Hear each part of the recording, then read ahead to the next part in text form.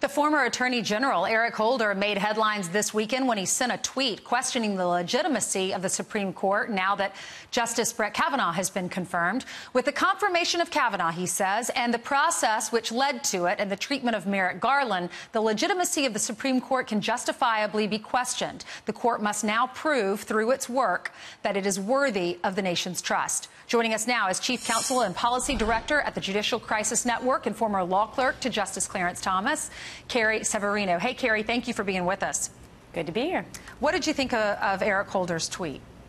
Well, you know, that's been their strategy all along, I think. They wanted to delay the deny him confirmation if they could, delay it if they couldn't, and then delegitimize it. I think they're just hoping to find some way to push back against what is now a constitutionalist majority. So they're not going to give them every decision they want, so they're going to try to undercut the legitimacy of the court. I think it's ironic when you hear a lot of people complaining that, oh, this is going to delegitimize the court. They're doing that by their own rhetoric. They know that this was a fair and legitimate confirmation process, you know, as fair as it could be under the circumstances.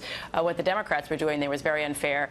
But I saw from my own boss, I worked for Justice Thomas, you know, he had obviously a bruising confirmation process as well, but he has served 27 years now with distinction. I think so many people recognize him as one of the most principled members of the court. He gets along great with his colleagues.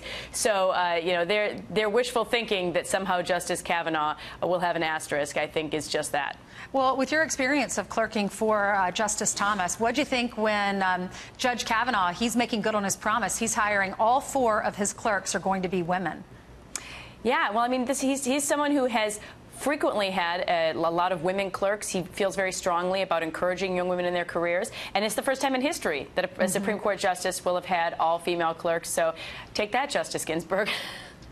A lot of women, we're looking at this one poll, there are a lot of women that are saying that they're going to, Republican women, that they're going to go to the polls. It's very important for the midterm election to go to the polls. And Democrats, it's actually gone down. If you look at this poll, it's NPR and PBS Marist poll. In July, 81% of Democratic women said it was important for them to go to the polls. Now look at October, 79%, so slightly down. For Republican women, 71% said it was important in July, and now 83% say October. What are your thoughts? Do you think that's accurate? Yeah, I mean, what I've been watching this confirmation process in particular is seeing how concerned women have been about this process. The Democrats will tell you that there's a monolithic voice for women. Obviously, I'm a conservative woman. I don't think that's true.